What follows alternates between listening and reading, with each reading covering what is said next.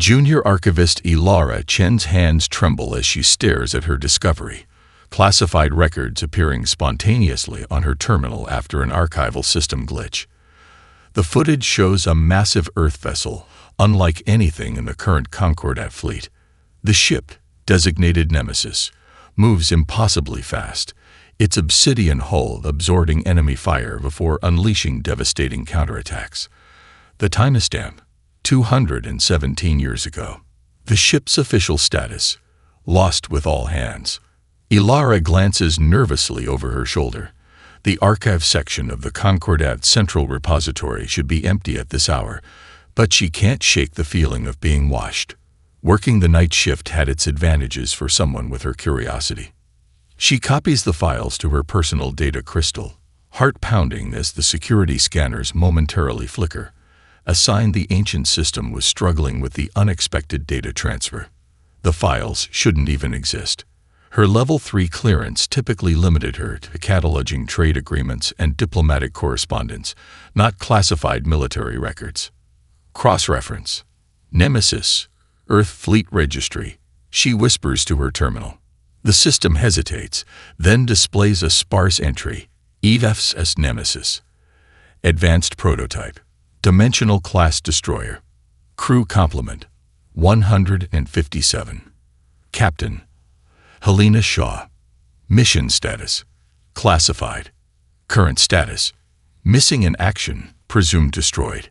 Year 2213. All further inquiries require Omega clearance. 2 centuries ago.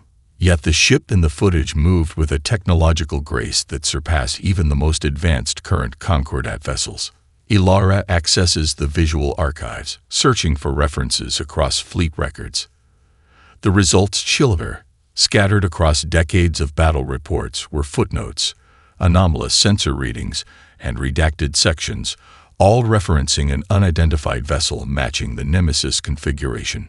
Most disturbing were fragments of roll communication intercepts, all containing variations of the same phrase, "Beware the Phantom." The terminal suddenly locks, a crimson security protocol flashing across the screen. Unauthorized Access DTTCTED. Security ALERTED. Ilara quickly disconnects her data crystal and slips it into her pocket as the facility's lights shift to emergency mode. She forces herself to walk, not run, to the exit, nodding casually to the night guard. "Working late again, Chen?" he asks, barely looking up from his display. "You know how it is," she manages, her voice surprisingly steady. "These pre-colonial trade manifests won't catalog themselves." Back in her small apartment on the lower levels of Concordat Hub Station, Ilara activates her personal terminal, establishing 3 separate proxy connections before accessing the data crystal. The full files are even more revealing than she initially thought. The Nemesis wasn't just a ship, it was Earth's desperate gamble during the early Vrol conflicts. Equipped with experimental technology that the project notes described as dimensional phase shifting, the vessel could theoretically exist between normal space and a pocket dimension, appearing and disappearing at will. The perfect weapon against an enemy that overwhelmingly outnumbered humanity. A message notification flashes on her screen. Anonymous. No routing information. The files you accessed are monitored. They will come for you now. If you wish to know the truth about the Nemesis, bring what you found to Docking Bay 94 at 300. Come alone. As if on cue, a distant siren begins to wail. Emergency broadcasts cut into all channels. Vrol forces have been detected breaching the Concordat's outer defense grid, the largest invasion fleet in recorded history. Ilara's communication device chimes with an official alert. All Concordat personnel report to emergency stations. This is not a drill. Beneath that message, a personal notification from her supervisor. Report to my office immediately. Archivist Chen. Security concerns regarding your recent system access. She has less than 3 hours to decide. Follow protocol and face whatever punishment awaits her unauthorized access, or take a chance on a mysterious message that might reveal the truth behind a legend that could save humanity from the coming storm. The data crystal feels impossibly heavy in her pocket as she watches the emergency broadcasts show the first grainy footage of the Vrol fleet, hundreds of their distinctive bone-white ships advancing inexorably toward Concordat space. The mining colony on Ceres 9 shakes as another deep-core blast echoes through the tunnels. In a dingy bar carved from the asteroid's rock, former Fleet Commander Darius Wade doesn't even flinch at the explosion. He's too busy drowning memories of the Proxima massacre in synthetic alcohol. The massacre where he lost his ship, his crew, and his faith in the Concordat's leadership. Another, Wade grunts, sliding his empty glass across the pitted metal bar. The bartender, a hulking Syrian with 4 arms and too many scars, hesitates. "Think you've had enough, Earthman." The Syrian rumbles, lower arms already reaching for the shock baton kept beneath the counter. Wade fixes him with a stare, eyes bloodshot but unnervingly focused. "I'll tell you when I've had enough." The standoff breaks when the bar's battered door slides open, admitting a gust of recycled air and a slight figure wrapped in a standard-issue Concordat travel cloak. The newcomer scans the room before making a direct line to Wade. "Commander Wade." The voice is female, young. Concordat accent, upper levels. "Nobody's called me that in 7 years." Wade turns back to his glass. "Whatever the Concordat's selling, I'm not buying." The woman pulls back her hood, revealing a face too young to look so haunted. "My name is Ilara Chen, Junior Archivist, Level 3 clearance. At least I was, until yesterday." She slides a data crystal across the bar. "I need 5 minutes of your time. After that, you can go back to whatever this is." Wade almost refuses, but something in her eyes, the same desperate determination he once saw in his own, stops him. He nods toward a booth in the corner, away from the handful of other patrons. The holo-projector embedded in the booth's table flickers to life as Ilara inserts the crystal. Grainy footage appears, a black ship unlike any Wade has ever seen, performing maneuvers that should be impossible. "The Nemesis," Wade reads from the classified header. "Fairy tales and ghost stories. It's real," Ilara insists, and the Vrul are terrified of it. They call it the Destroyer in their communications. Their invasion fleet. "Invasion?" Wade interrupts. "The Concordat Vrol peace treaty has held for 15 years. The treaty is broken. The Vrol crossed the border yesterday with a force 3 times larger than anything we've ever seen. They hit Proxima Station first." Wade's hands clench involuntarily. "Proxima, where it all went wrong. How do you know all this?" he asks, voice suddenly sharp, military training cutting through the alcohol haze. "Because I'm technically a fugitive." Ilara glances nervously at the bar's entrance. "Accessing these files triggered some kind of silent alarm. My supervisor tried to have me detained. I chose the mysterious message from an anonymous source instead." She projects another file, coordinates, technical specifications, and a personnel file. Wade's personnel file, with sections he's never seen before. "Your grandfather served on an experimental vessel 200 years ago," Ilara continues. "The same vessel that disappeared during the first Vrol contact. My grandfather died in a mining accident," Wade says flatly. "Same as my father. That's what the records were altered to show." Ilara brings up another document, a genetic lineage tracker used by the Concordat military for their bloodline recruitment programs. "Your DNA was flagged in the system. That's why you were fast-tracked through the academy, despite coming from a mining colony. They'd been watching your family for generations." Before Wade can respond, the bar's emergency broadcast system crackles to life. A grim-faced Concordat officer appears, announcing evacuation orders for all outer colonies. The Vrol advance is faster than anticipated. Military channels are in disarray. "We need to find the Nemesis," Ilara says as panicked murmurs spread through the bar. "The coordinates I received." The front of the bar explodes inward. Through the smoke stride 3 Vrol hunters, their bone-white exoskeletons gleaming under the emergency lights. Their targeting sensors fix immediately on Wade and Ilara. Target located, the lead hunter announces through its translator. The bloodline survivor and the data thief. Wade moves with a speed that belies his apparent drunken state, flipping the heavy metal table up as a barrier just as the hunters open fire. He pulls a military-grade pistol from his worn jacket, a weapon no civilian should possess. "You picked the wrong drunk to bother," he growls, a dangerous clarity returning to his eyes as he returns fire. "I hope you brought a plan to get us out of here, Archivist." The abandoned research station hangs in space like a coffin. As their commandeered survey vessel docks, the airlock cycles open to reveal bodies. Scientists frozen in death positions that suggest they were running from something. Security footage shows the researchers frantically destroying their own work before being executed by Concordat special forces.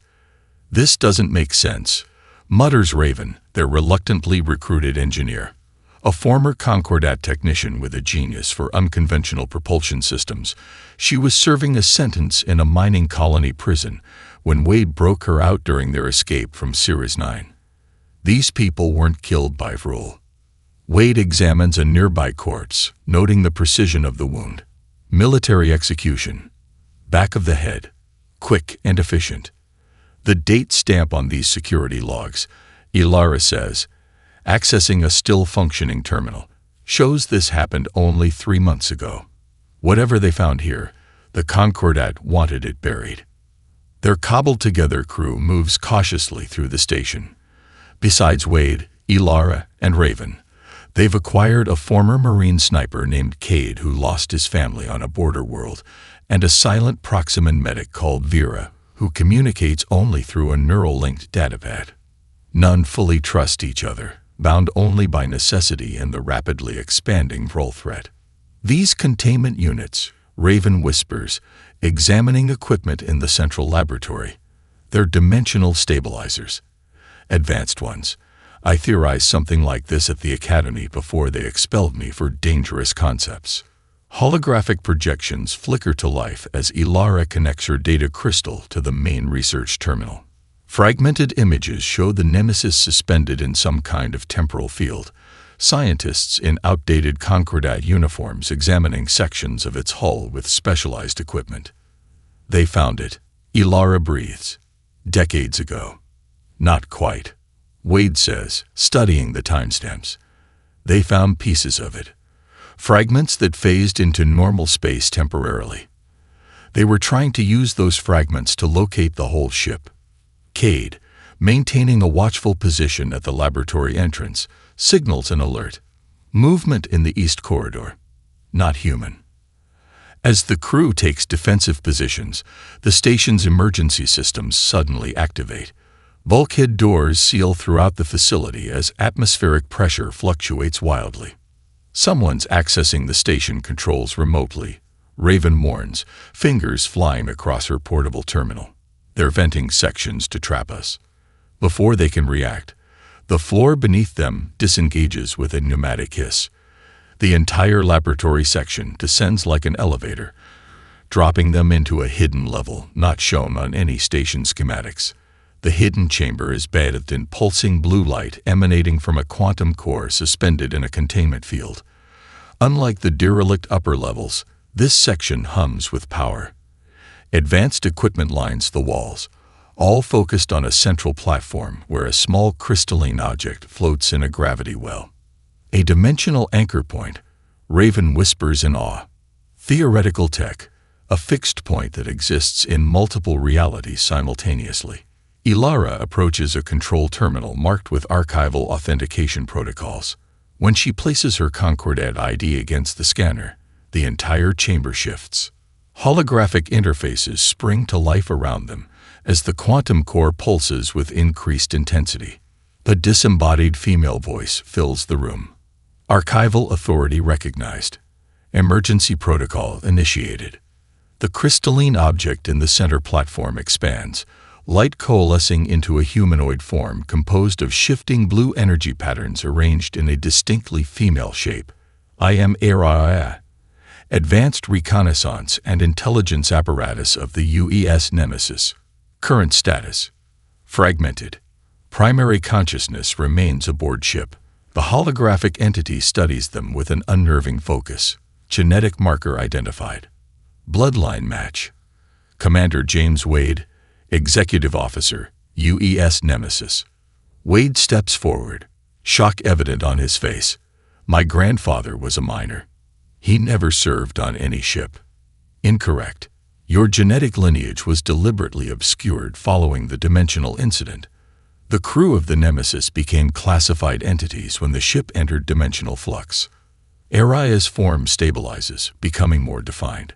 The Vrul have launched their great cleansing earlier than projections indicated. Concordat defenses are failing at an 87% higher rate than anticipated. The temporal window is collapsing. What temporal window? Ilara asks. The window in which humanity survives. Aria responds simply. I have transmitted coordinates to your vessel. The Nemesis awaits its crew. It has always awaited its crew.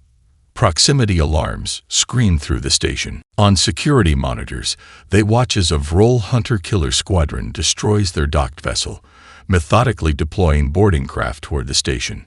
Your arrival was anticipated, Aria states. The signal that led you here was monitored. There is a traitor among the Concordat leadership, one who serves the Vrol imperative. How do we get out of here now? Cade demands, checking his weapon. Aria's holographic form gestures toward the quantum core. The dimensional beacon can be activated. It will draw the Nemesis to this location temporarily. Temporarily. Wade questions. The ship exists in dimensional flux. It cannot maintain position in normal space without a complete crew interface. Aria's form flickers as the station shudders from the first Vrol breaching charges. Activation carries significant risk. The dimensional transition will likely destroy this station and everything within a 3-kilometer radius. Wade looks at each of his makeshift crew, the question unspoken but clear in his eyes. Hell, Raven laughs nervously. I was supposed to die in that prison anyway. Do it, Wade tells Aria. Activate the beacon. The dimensional beacon activates with a sound like reality tearing. Space folds inward, forming a swirling vortex that reveals glimpses of impossible geometries. The station groans, structural supports buckling as the Vrol breaching pods attach to the outer hull. Dimensional harmonic established, Aria announces, her holographic form flickering wildly as energy surges through the chamber. Transition in progress. Brace for temporal distortion. The world around them shifts. Colors invert, then bleed into one another. Sound becomes visible as rippling waves. For a terrible moment, each crew member experiences their own body from multiple angles simultaneously, past, present, and potential futures briefly coexisting. Through the observation port, space itself seems to crack like glass. From within this fracture emerges the Nemesis, a vessel that defies conventional starship design. Its angular black hull seems to absorb light rather than reflect it. Portions flicker in and out of phase with reality. Battle scars mar its surface, evidence of countless engagements across more than 2 centuries. My God, Raven whispers, her engineer's eyes wide with awe. The geometry is all wrong. It's bigger inside than outside. The hull configuration changes as I watch it. Dimensional stabilization at 28%, Aria reports. Insufficient for complete materialization. We must board before the harmonic collapses. The station's emergency alert blares as the first Vrol boarding party reaches the upper level. Their distinctive chittering communication echoes through the ventilation system. They're using phase trackers, Cade warns, checking the station's security feed. New tech lets them follow dimensional disruptions. The Vrol have been hunting the Nemesis for centuries, Aria explains. They have dedicated significant resources to developing countermeasures against its capabilities. The quantum core pulses one final time before beginning a cascading overload sequence. Conduits rupture around the chamber as the station's systems fail under the dimensional strain. We need to move, Now, Wade orders, his military instincts fully resurfaced. Raven interfaces with the station controls, creating a maintenance pathway to an emergency airlock on the underside of the research facility. As they make their desperate rush through collapsing corridors, Vera suddenly stops, her neural pad flashing urgent warnings. The silent medic points to a secondary laboratory they're passing. Inside, stasis containers hold biological specimens, tissue samples labeled with the names of extinct species and civilizations. No time. Cade shouts, pulling her forward as a section of ceiling collapses behind them. At the emergency airlock, they find an unexpected obstacle. Maya Kapoor, Wade's former intelligence officer, holding a Concordat phased pistol trained on the group. "Hello, Darius," she says, her uniform bearing the insignia of Concordat Special Intelligence. "You're as predictable as ever when it comes to lost causes." "Maya." Wade's shock is evident. "Reports said you died when Concordat Command was hit." "Convenient, wasn't it?" She gestures with the pistol. "The data crystal." Now, Ilara clutches the crystal containing the Nemesis files. "You're the traitor." "Traitor implies I betrayed something I believed in," Maya responds coolly. "The Concordat is dying, has been for decades. The Vrul are ascending. I'm just making sure humanity has a place in the new order." The station shudders violently as the dimensional rift expands. Through the airlock viewport, the Nemesis extends a docking umbilical, a shifting, organic-looking tube that seems to grow rather than deploy. "You don't understand what they really want," Wade says, edging forward. "The Vrul don't assimilate. They exterminate. They respect strength and cunning. I've proven both." Maya's attention shifts momentarily as a Vrul boarding party's cutting tools begin to breach a nearby bulkhead. Wade seizes the moment, lunging forward with unexpected speed. Maya fires, the phase round passing partially through Wade's shoulder as if he's temporarily insubstantial. He staggers but continues forward, disarming her with a practiced combat move. "The dimensional field," Raven explains, helping secure Maya. "It's affecting solid matter. We're partially phasing in and out of normal space." As the airlock cycles open, revealing the waiting umbilical to the Nemesis, Maya laughs despite her restraints. "You have no idea what you're doing," she warns. "That ship isn't salvation. It's a curse. Why do you think the Concordat buried all evidence of it?" The bulkhead behind them gives way as Vrul hunters pour through, their bone-white exoskeletons gleaming under emergency lighting. The crew drags Maya into the umbilical, which seals behind them with an organic membrane. As they traverse the strange connection to the legendary ship, Wade looks back to see the research station beginning to collapse in on itself, reality warping around the overloading quantum core. "Welcome home, Commander Wade." Araya's voice echoes around them as they approach the Nemesis airlock. After 200 years, the ship remembers its crew. Wade stands at the command interface as holographic controls respond to his touch with an unsettling familiarity. Araya guides him through the ship's systems, each more impossible than the last. The dimensional drive doesn't move through space. It folds reality, allowing the ship to exist simultaneously in multiple locations. The hull doesn't just absorb energy. It learns from enemy weapons and adapts. The main cannon doesn't fire conventional ordnance. It temporarily crystallizes a section of spacetime, shattering reality itself. "This can't be real," Wade murmurs, his fingers tracing controls that seem to anticipate his intentions. "No one could build this. Not 200 years ago. Not even now."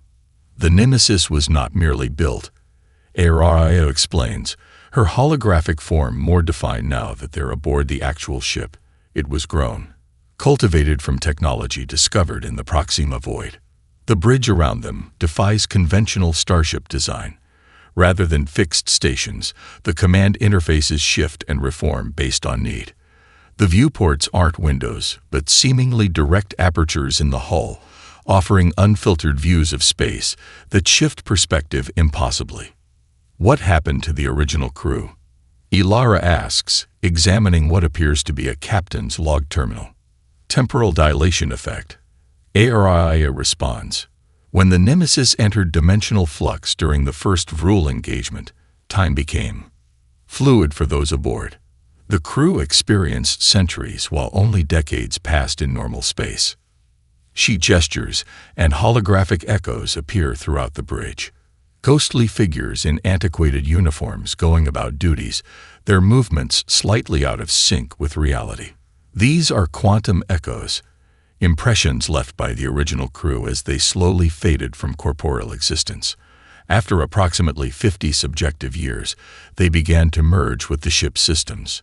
By the 80th year, the transformation was complete. They became the ship, Raven breathes, understanding dawning. That's why it's quasi-organic. The hull, the systems, they're all partially composed of the transmuted crew.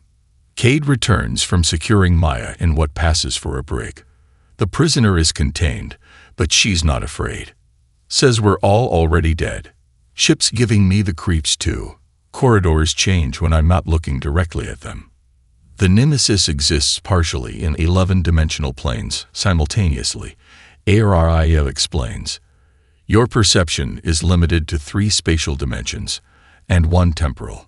The shifting you perceive is merely the ship adjusting its configuration. Vera's neural pad flashes with urgent symbols. The silent medic has been examining what appears to be the ship's medical database. She's found something. Ilara interprets. The specimens we saw on the station. They match records here. Araya's expression shifts to something approximating concern. The harvested. The Vrol's true purpose has never been conquest for territory or resources. They collect genetic material from species they deem worthy, then eradicate the originals to prevent competition. Holographic displays activate around them, showing dozens of worlds, each with thriving civilizations that suddenly vanish over short time periods. The final image is Earth. The peace treaty. Wade realizes it was never about peace. They were studying us, determining if we were worthy of harvesting before eliminating humanity. A proximity alert sounds. On the dimensional sensors, multiple Vrol vessels converge on their position, moving in formations specifically designed to trap a phase-shifting target. They found us, Cade announces unnecessarily. The ship is not yet fully materialized in this dimension, Araya warns. Primary weapons are offline. Defensive systems at 32%. Dimensional drive requires recalibration after the beacon summoning. Raven examines the engineering interfaces. The core design is like nothing I've seen, but the principles. I might be able to boost the dimensional stabilizers. Give us enough presence in normal space to maneuver, at least. Do it, Wade orders, settling into what instinctively feels like the commander's position. The interface reshapes itself around him, systems responding to his thoughts as much as his physical inputs. Beginning emergency materialization protocols, Araya announces. Warning: incomplete materialization may result in temporal instability for organic crew members. As Raven works frantically on the drive systems, Maya's mocking voice comes through the internal communications. You should have let me take the data crystal. At least some humans would have survived what's coming. The ship shudders as the first Vrol phase torpedoes detonate nearby, their specialized warheads designed to disrupt dimensional fields. Dimensional stabilization failing, Araya reports. We are becoming anchored in normal space before defenses are online. Wade makes a decision. What about the opposite? Can we destabilize further?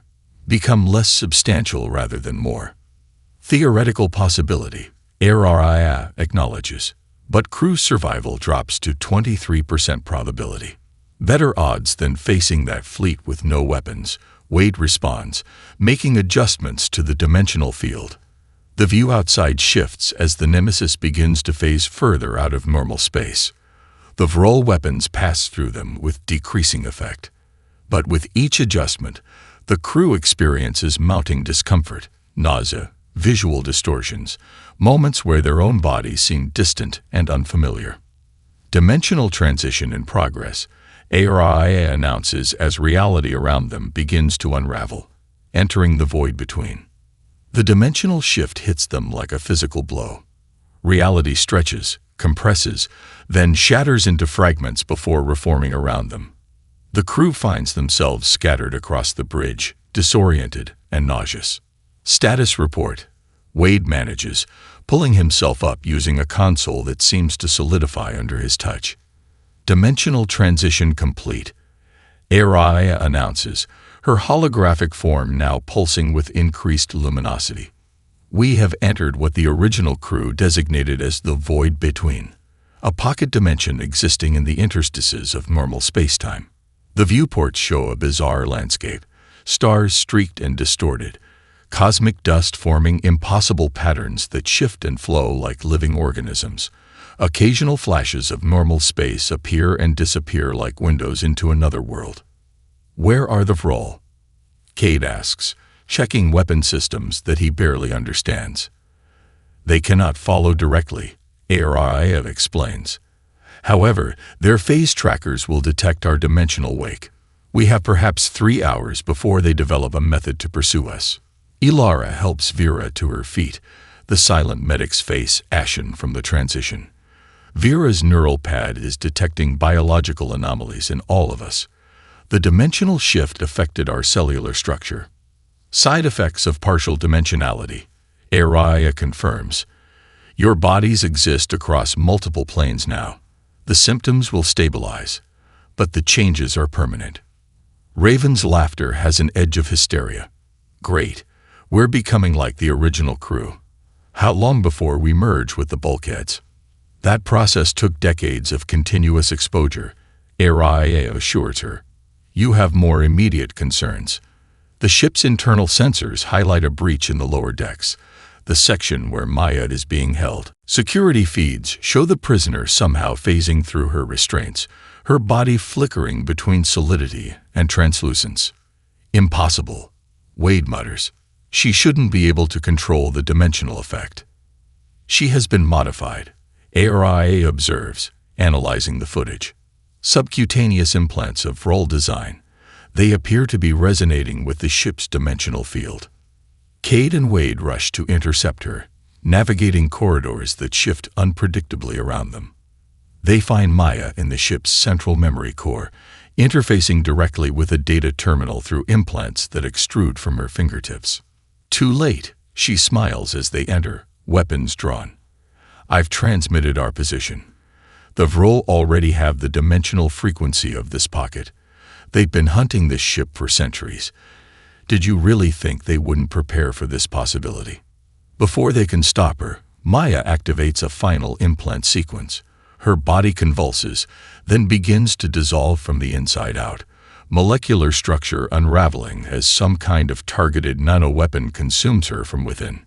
Dimensional breach detected. Araya's urgent voice comes through the ship's communications. Multiple Vrol vessels entering the void. They're using Maya's transmission as an anchor point. Back on the bridge, the viewports show reality tearing as Vrol hunter ships pierce the dimensional barriers. Specialized vessels with grotesque organic components grafted onto mechanical frames. They've integrated harvested technology. Araya explains with what sounds almost like horror. Those are components from species they've eliminated, repurposed to traverse dimensional planes. Raven works frantically at the engineering station. The dimensional drive is destabilizing. We can't stay in the void, but we can't return to normal space with those hunters on our tail. A sudden power surge courses through the ship's systems. The lights flicker, then stabilize with increased brightness. Throughout the vessel, the quantum echoes of the original crew suddenly solidify, becoming almost tangible. At the center of the bridge, a figure forms. A woman in an antiquated captain's uniform, her features stern yet compassionate. Unlike the other echoes, she seems almost solid, her eyes focusing directly on Wade. Captain Helena Shaw. She introduces herself, voice resonating with strange harmonics. The ship has awakened us. The threat level has exceeded containment parameters. Wade stares in disbelief. You're dead. All of you have been dead for centuries. Death is more complicated in the void between. Shaw responds, "We exist as quantum patterns in the ship's dimensional matrix, normally dormant, but emergency protocols allow temporary reconstitution. The ship shudders as the first Vrol weapons impact against its partially materialized hull. Damage reports flood the tactical displays. We cannot remain here, and we cannot flee." Shaw states, "We must fight. The Nemesis was built for one purpose, to be humanity's last defense against extinction."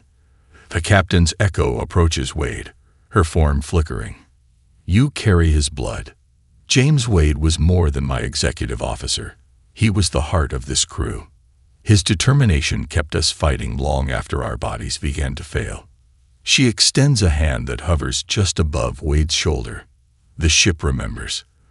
The crew remembers. Will you take command, Wade? Will you finish what your grandfather started? Around them, the ghostly crew stands at attention, awaiting his decision as Vrol weapons continue to bombard the ship's failing defenses. "I'll take command," Wade declares, his voice steadier than he feels. As the words leave his mouth, the ship responds, interfaces reconfiguring, systems unlocking, power surging through previously dormant sections. Captain Shaw nods, a flicker of something like pride crossing her spectral features. "The ship recognizes you. Access to all combat systems granted." The tactical display expands, showing the Vrol hunter vessels surrounding them in the void. More tiers in reality appear as additional enemy ships pierce the dimensional barriers. "We're outnumbered 15-1. Cade reports grimly. "We need to return to normal space," Raven argues. "The dimensional drive wasn't designed to sustain combat operations in the void. If we return now, we'll emerge in the middle of their ambush formation." Wade counters, studying the tactical projections. Ilara, who has been interfacing with the ship's archives, suddenly straightens. "There might be another option. The archives mention something called Project Lazarus, a contingency protocol involving dimensional anchors." Aria and Captain Shaw exchange what can only be described as an uneasy glance. Project Lazarus was theoretical, Shaw admits, a method of using the Nemesis as a shepherd for other vessels. During our years in dimensional flux, we encountered other ships, derelicts, abandoned vessels, even intact but empty craft that had become trapped between dimensions. We collected them, Aria continues. Over centuries, the Nemesis accumulated a significant number of these vessels in its dimensional wake. A new display activates, showing hundreds of ships of various designs and origins suspended in dimensional stasis around the Nemesis, a ghost fleet trapped in the ship's quantum slipstream. Most are damaged beyond conventional repair, Shaw explains. But in the void, physical damage is less relevant than dimensional coherence. "You're suggesting we use these ships as weapons," Wade realizes. "Can they be controlled?" The Nemesis can extend its dimensional field to temporarily manifest these vessels in normal space, Aria confirms. They would be unstable, existing for perhaps 20 minutes before dimensional decay causes them to dissipate. But for those 20 minutes, they'd be real enough to register on Vrol sensors, Raven adds, catching on. Real enough to fire weapons. Real enough to explode, Cade says with grim satisfaction. Wade makes his decision. "Prepare Project Lazarus. We'll return to normal space, but not where the Vrol expect us." The command crew works with their spectral counterparts, interfacing through systems that respond to both physical touch and the quantum signatures of the original crew. Vera's neural pad connects directly with the ship's medical systems, stabilizing the cellular disruption affecting the living crew members. Dimensional coordinates locked, Aria announces. "Transition calculations complete. Where exactly are we going?" Ilara asks, noticing the coordinates with growing alarm. "The heart of the Vrol invasion fleet," Wade answers calmly. "Right where they least expect us." The ship's dimensional drive engages, reality folding around them once more. This transition is smoother, controlled, the living crew working in perfect sync with their spectral counterparts. They emerge in normal space at the center of the massive Vrol Armada, thousands of enemy vessels preparing for their final push toward Earth's core systems. For a precious moment, the Vrol fleet remains unaware, their sensors recalibrating after the sudden dimensional disturbance. Project Lazarus activation in progress, Armada reports as the Nemesis extends its dimensional field. Around them, space tiers open in hundreds of locations. The Ghost Fleet materializes. Vessels from a dozen species and centuries of design. Ancient Earth destroyers, Concordat cruisers, even early Vrol warships from before their full militarization. Each ship glows with an eerie blue light, dimensional energy coursing through hulls that haven't seen battle in centuries. Fleet manifestation at 67%, Shaw reports. Quantum signatures stabilizing. The Vrol fleet reacts with confusion. Formation breaking as unexpected contacts appear throughout their carefully planned battle groups. Their communications, intercepted by the Nemesis advanced systems, reveal growing panic. They're registering the Ghost Fleet as actual vessels, Cade confirms, monitoring enemy communications. Their commanders are demanding identification. Let's introduce ourselves properly, Wade says, activating the main weapon systems. The Nemesis unleashes its primary weapon, not a conventional energy beam or projectile, but a focused dimensional disruption that crystallizes space-time itself. Where it strikes, reality shatters, Vrol ships fragmenting as the very fabric of space splinters around them. The Ghost Fleet follows suit, each vessel firing weapons powered by dimensional energy. Some ships explode shortly after firing, their unstable manifestation collapsing, but each takes Vrol vessels with them. The dimensional drive is overheating. Raven warns, we can't maintain the Ghost Fleet for long. On the main view screen, the Vrol Supreme Command vessel comes into view, a massive, partly organic leviathan at the center of their formation. Its hull bristles with weapons specifically designed to counter the Nemesis. They've been preparing for this encounter for generations, Shaw observes. Every weapon on that command ship is tuned to our dimensional frequency. Then we change the frequency, Wade decides, inputting new commands into the dimensional drive. The Nemesis shifts phases again, altering its dimensional signature. The Ghost Fleet follows, flickering momentarily before reappearing with a different quantum resonance. The Vrol weapons, calibrated for the previous frequency, passed harmlessly through. Fleet Admiral's vessel is targeting us specifically, Armada reports. They're adapting their weapon systems. All power to dimensional weapons, Wade orders. Target their command ship. We end this now. The Nemesis and the Vrol command ship engage in a deadly dance through the chaos of battle. The Ghost Fleet dissipates vessel by vessel, each ship's brief existence ending in a flash of dimensional energy that takes enemy vessels with it. But the massive Vrol flagship adapts with terrifying speed, its organic components evolving in real time to counter the Nemesis attacks. Dimensional field destabilizing, Raven reports, her hands flying across engineering controls. The drive can't maintain this level of output. Armada's holographic form flickers, detecting anomalous energy signatures from the Vrol command vessel. They are attempting to replicate our dimensional technology. On the tactical display, sensors show the Vrol flagship beginning to phase partially out of normal space, mimicking the Nemesis dimensional shifting ability through crude but effective means. They're using what they learned from hunting us, Captain Shaw observes. 2 centuries of studying our technology. A direct hit rocks the Nemesis, breaching the outer hull. Warning indicators flare across multiple decks. Dimensional integrity compromised in sections 18 through 24. Armada announces. Automated repair systems engaged but insufficient for combat conditions. The quantum echoes of the original crew begin to fade as the ship diverts power from non-essential systems to maintain the dimensional field. We need to end this now, Wade decides, studying the ship's schematics. The dimensional drive, can it be overloaded in a controlled manner? Shaw's spectral form stiffens. You're suggesting the Omega Protocol. We've discussed it theoretically. Armada confirms.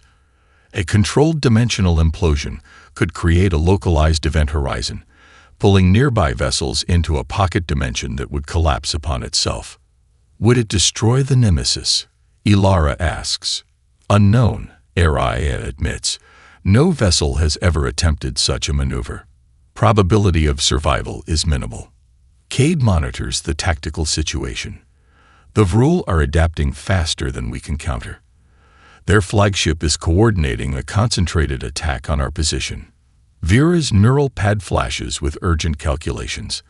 The silent medic points to specific sections of the ship's schematics, then to her own body and those of her crewmates. She's suggesting we use the escape pods. Ilara interprets. Our cellular structure has been altered by dimensional exposure.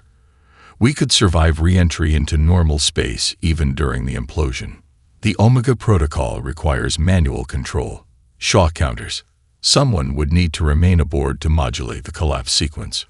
Wade studies the controls, understanding dawning. I'll stay. Commander. Cade begins to protest. This is what the Nemesis was built for. Wade cuts him off. What my grandfather fought for. One final stand to protect humanity. Armada's form stabilizes, becoming more distinct. There is another option. Her holographic appearance shifts, incorporating elements of each crew member who ever served aboard. I am the ship. I have been the ship since the original crew merged with the dimensional matrix. I can execute the protocol. You can control the implosion remotely. Raven asks skeptically. No, but I can remain while you escape. Armada's expression shows determination that seems impossibly human. This vessel has fought for 2 centuries. It will continue to fight. A massive blast from the Vrul flagship tears through their defensive fields, destroying one of the primary power conduits. Emergency systems engage as deck plates buckle. Decision time, Shaw urges, her form growing fainter. The original crew is with you whatever you choose. We've fought this war long enough. Wade makes the hardest call of his career. Prepare evacuation protocols. All hands to escape pods. He turns to Armada. Can you transmit the specifications for the dimensional shielding? Give the Concordat something to defend themselves if this fails. Already done, Armada confirms. I also transmitted the coordinates of 17 worlds where the Vrul have preserved populations of species they claim to have exterminated. Perhaps humanity can right some of the wrongs that have been committed. As the crew rushes to the escape pods, Wade pauses at the bridge entrance, looking back at the spectral figures that represented 2 centuries of vigilance. The ship remembers, Armada says simply. And so will humanity, Wade promises. The escape pods launch, accelerating away from the Nemesis as it drives directly into the heart of the Vrul formation. The dimensional drive begins its carefully calibrated overload sequence, reality warping around the legendary vessel. The Vrul flagship attempts to retreat, but the Nemesis locks onto it with dimensional tethers, preventing its escape. The implosion begins, a sphere of distorted space-time expanding outward from the Nemesis, engulfing nearby Vrul ships before contracting violently. In their escape pod, the crew watches as the Vrul command ship and the Nemesis vanish in a final flash of dimensional energy that momentarily blinds all sensors. When visibility returns, both vessels are gone, along with a significant portion of the Vrul fleet. The remaining enemy ships, suddenly without coordination, fall into disarray. 3 months later, as the Concordat implements the defensive technology transmitted by Armada, deep space monitoring stations detect an anomaly. Quantum fluctuations matching the Nemesis dimensional signature appearing at the edges of human space.